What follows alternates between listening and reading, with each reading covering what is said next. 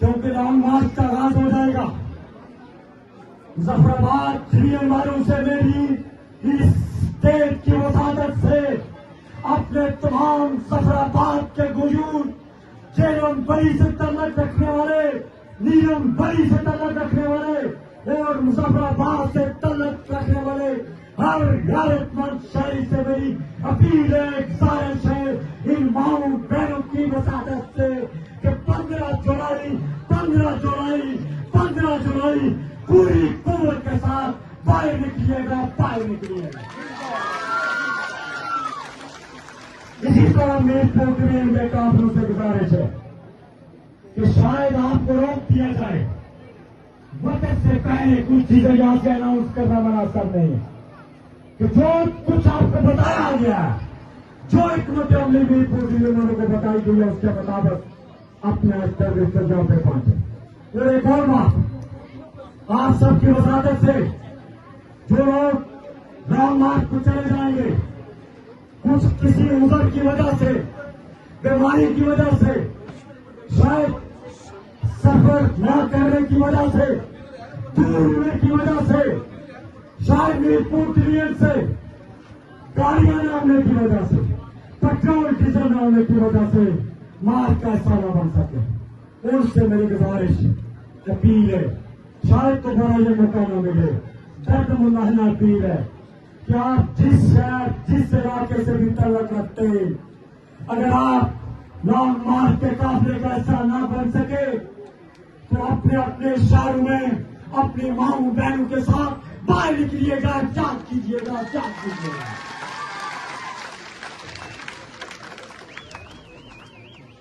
यहाँ पे जो हमारे साथ जो रवैया अपनाएगा, जो हार्ड स्टेट पॉलिसी अपनाई गई पाकिस्तान के अंदर, ये लोग हैं जिन्होंने कभी पाकिस्तान को रियासत तैयबा के नाम पे, कभी रियासत मदीना के नाम पे और कभी इस्लाम के नाम पे, तो जनाब इसको हार्ड स्टेट पॉलिसी के तहत यहाँ के पाकिस्तान में बसने वाले मस्तूम और मतूम इंसानों को जो भी आपके लिए बनाएगा, जिसने भी आवाज बंद की, जिसने भी भ्रष्टाचार का रास्ता अख्तियार किया,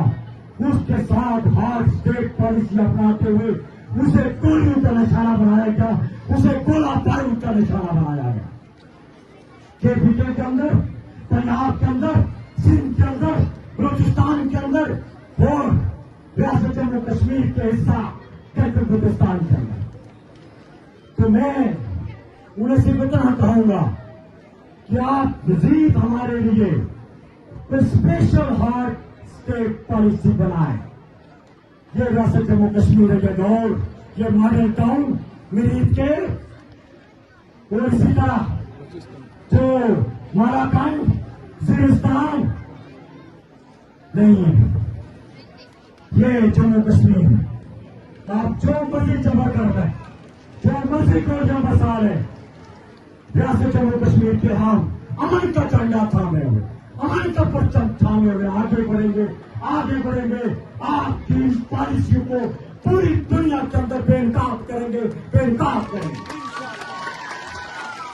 और एक नई सुबह के साथ मैं फिर दोहराना चाहता हूं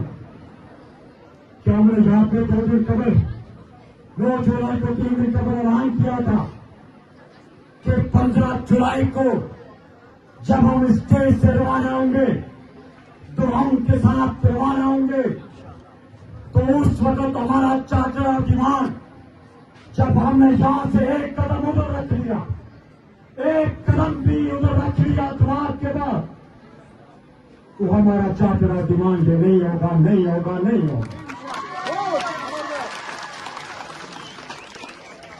आपने हमें मारना, हम हजरत सुभान की तरह आगे बढ़ेंगे, मजलूमाना अंदाज में अपने आपको शहादत के लिए सारे पेश करेंगे। अगर आपने हमें शहीद कर दिया, तो उस सारों को शहीद कर दिया, जिसके नसीब में शहादत होगी वही शहीद होगा। गोलियों पर साथ तो जो पीछे बचेंगे, जिस तरह ये मासूम बच्चे हैं, ये जो बच्चे हैं,